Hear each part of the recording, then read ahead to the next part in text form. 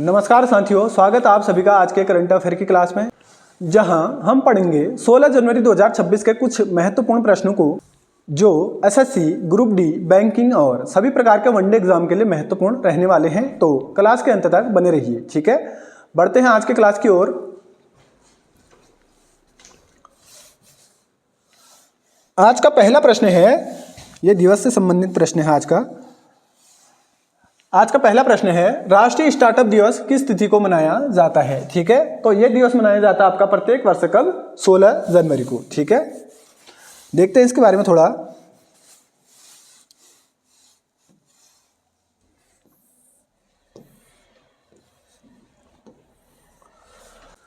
तो भारत में, ठीक है, भारतीय नहीं है, भारत, ठीक है, भारत में स्टार्टअप को बढ़ावा देने के उद्देश्य से प्रत्येक वर्ष 16 जनवरी को राष्ट्रीय स्टार्टअप दिवस के रूप में मनाया जाता है, ठीक है। और प्रधानमंत्री नरेंद्र मोदी द्वारा वर्ष 2022 में हर साल 16 जनवरी को राष्ट्रीय स्टार्टअप दिवस के रूप में मनाने की घोषणा की गई थी, ठीक है। और यह दिवस प्रथम बार वर्ष 2022 में ही मनाया गया था, ठीक है। और वर्ष 2016 में स्टार्टअप इंडिया कार्यक्रम की शुरुआत भी की गई थी, ठीक है। कभी पूछ ले आपसे कि स्टार्टअप इंडिया की कार्यक्रम की शुरुआत कब की गई थी, तो वर्ष 2016 में, ठीक है। इतनी जानकारी यहां से याद रखिए। बढ़ते हैं अगले प्रश्न की ओर। अगला प्रश्न रहने वाला है आपका,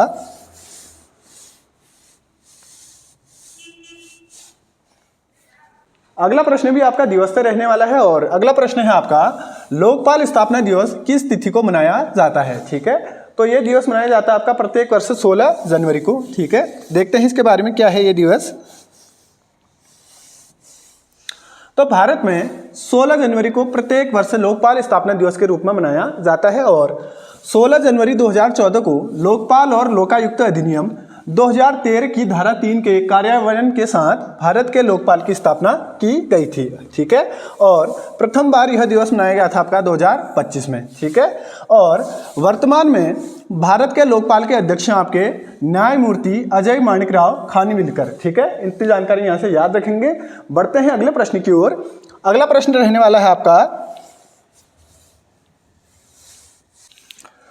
तो अगला प्रश्न है आपका, जनवरी 2026 के दौरान हेनले पासपोर्ट इंडेक्स 2026 में भारत कौन से स्थान पर रहा है? ठीक है, तो भारत रहा है अभी आपका 80वें स्थान पर, ठीक है, 80वें स्थान पर रहा आपका भारत, ठीक है। हेनले पासपोर्ट इंडेक्स, ठीक है, इसकी साल में 2 रिपोर्ट आती हैं, एक तो जनवरी में आती है और दूसरे आती है आपका सितंबर में, ठीक है, सितंबर, ठीक है। जानते हैं इसके बारे में।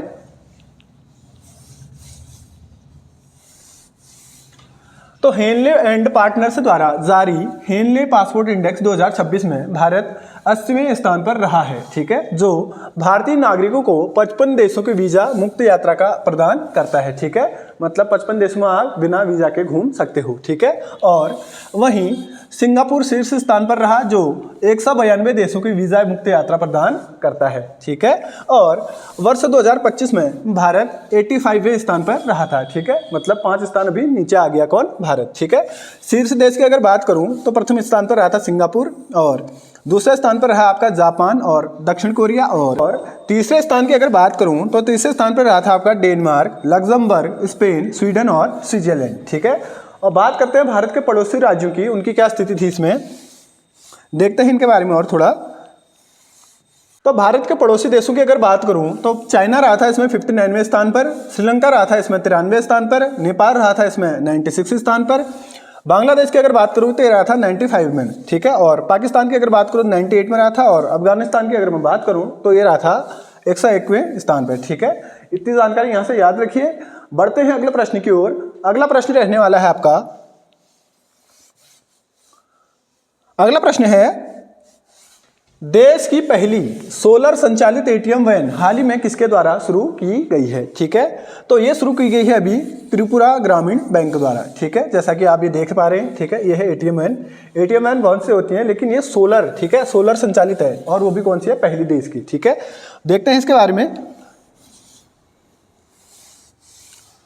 तो त्रिपुरा ग्रामीण बैंक द्वारा जनवरी 2026 के दौरान देश की पूर्ण रूप से पहली सोलर संचालित एटीएम वैन को लॉन्च अभी किया गया है, ठीक है। और इसे ग्रामीण और दूर दरार के क्षेत्रों में बिना किसी बाधा के एटीएम सेवाएं प्रदान के लिए लॉन्च किया गया है, ठीक है। और इसे TGV ऑन व्हील्स नामक पहल के तहत लॉन्च किया गया है। ठीक है, इतनी जानकारी यहाँ से याद रखिए। बढ़ते हैं अगले प्रश्न की ओर। अगला प्रश्न रहने वाला है आपका,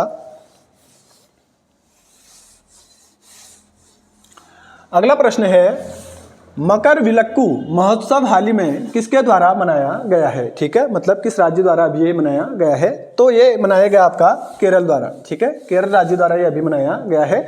देखते हैं इसके बारे में थोड़ा। तो केरल राज्य के सबरीमाला अयप्पा मंदिर में, ठीक है, मकर संक्रांति के दिन वार्षिक रूप से मकर विलक्कू महोत्सव का आयोजन किया जाता है। ठीक है, और केरल के प्रमुख त्यौहार और उत्सवों की बात की जाए तो यहाँ ओणम, विशु, त्रिशूर, कार्निवल महोत्सव और पोंगल मुख्य रूप से इनके प्रमुख त्यौहार और उत्सव हैं। ठीक है, बात आई यहाँ केरल की, तो इसके बारे में अगर बात करूँ तो इसकी राजधानी है तिरुवनंतपुरम और यहाँ के राज्यपाल हैं आपके राजेंद्र विश्वनाथ अर्लेकर और मुख्यमंत्री यहाँ के पी विजयन। ठीक है, इतनी जानकारी यहाँ से याद रखिए। बढ़ते हैं अगले प्रश्न की ओर। अगला प्रश्न रहने वाला है आपका, अगला प्रश्न है जनवरी 2026 में जारी आईसीसी वनडे रैंकिंग में कौन सा बल्लेबाज शीर्ष स्थान पर रहा है। ठीक है, तो तस्वीर देख के आप समझ गए होंगे, ये हैं आपके विराट कोहली। ठीक है, ये रहे हैं अभी आईसीसी वनडे रैंकिंग में शीर्ष स्थान पर। ठीक है, जानते हैं इनके बारे में थोड़ा। तो अभी आईसीसी द्वारा जनवरी 2026 में जारी आईसीसी वनडे बल्लेबाजी रैंकिंग में विराट कोहली शीर्ष स्थान पर रहे हैं और जुलाई 2021 के बाद विराट कोहली को यह स्थान अभी मिला है। क्यों?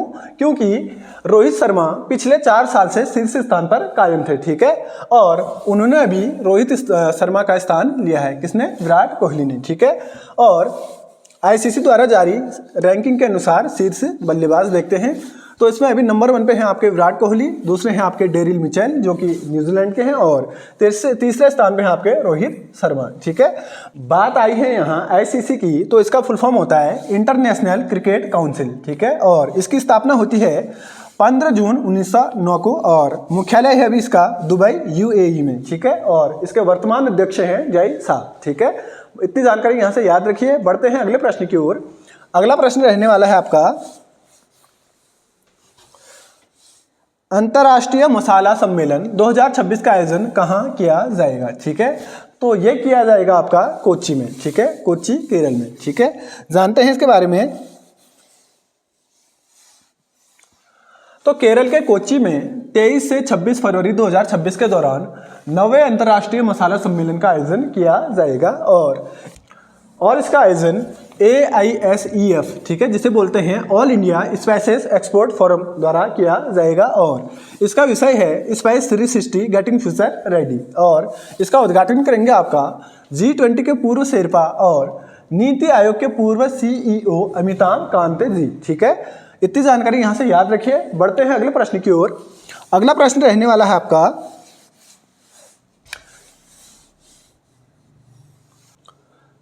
अगला प्रश्न है आपका ITBP के नए महानिदेशक के रूप में हाल ही में किसे नियुक्त किया गया है। ठीक है, तो अभी ये नियुक्त किए गए हैं आपके शत्रुजीत सिन्हा। ठीक है, जैसा कि आप तस्वीर में देख पा रहे हैं, ये हैं शत्रुजीत सिन्हा। ठीक है, देखते हैं इनके बारे में थोड़ा।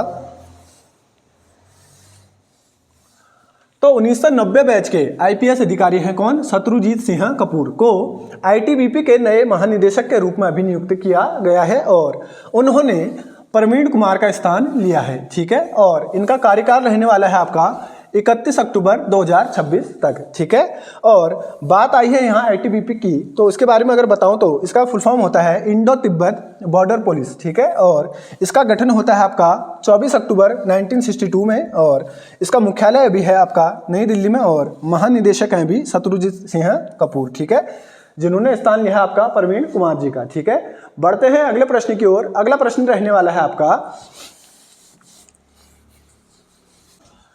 अगला प्रश्न भी नियुक्ति से संबंधित है। तो अगला प्रश्न है BSF के नए महानिदेशक के रूप में हाल ही में किसे नियुक्त किया गया है। ठीक है, तो ये है आपका प्रवीण कुमार जी। ठीक है, जैसा कि आप तस्वीर में देख पा रहे हैं, ये हैं प्रवीण कुमार जी। ठीक है, जो कि ITBP के पूर्व क्या थे? महानिदेशक थे। ठीक है, देखते हैं इनके बारे में।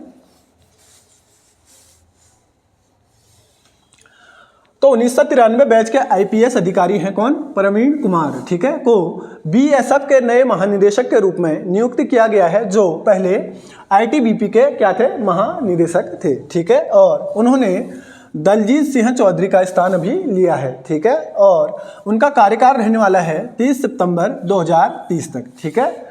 बात आई है यहाँ बीएसएफ की, तो इसके बारे में बताऊं तो इसका फुल फॉर्म होता है बॉर्डर सिक्योरिटी फोर्स या सीमा सुरक्षा बल, ठीक है। इसका गठन होता है आपका 1 दिसंबर 1965 को।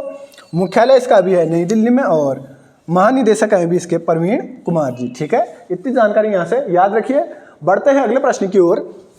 अगला प्रश्न है आपका,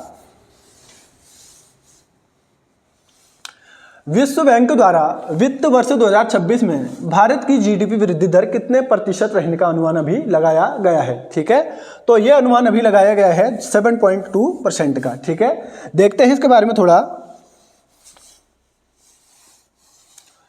तो विश्व बैंक ने वित्त वर्ष 2026 में भारत की जीडीपी वृद्धि दर 7.2 रहने का अनुमान अभी लगाया है, ठीक है। और इससे पहले यह अनुमान 3% था, ठीक है। और अन्य अनुमान की अगर बात करूं तो राष्ट्रीय सांख्यिकी कार्यालय, ठीक है, जिसे बोलते हैं एनएसओ, इसने लगाया अभी 7.4 का। और वहीं स्टेट बैंक ऑफ इंडिया ने लगा रखा है आपका 7.5 का। और रिजर्व बैंक ऑफ इंडिया की अगर बात करूं तो इसने लगा रखा है अभी 7.3 का, ठीक है। और संयुक्त राष्ट्र द्वारा लगाया गया था अभी 6.6 का, ठीक है, 6.6% का, ठीक है।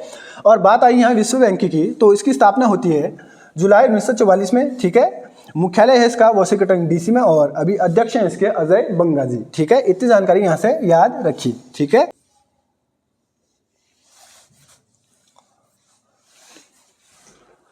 तो साथियों, ये थी आज की क्लास और ये थे कुछ महत्वपूर्ण प्रश्न। मिलते हैं आपसे अगली क्लास में, तब तक के लिए स्वस्थ रहिए, मस्त रहिए, धन्यवाद।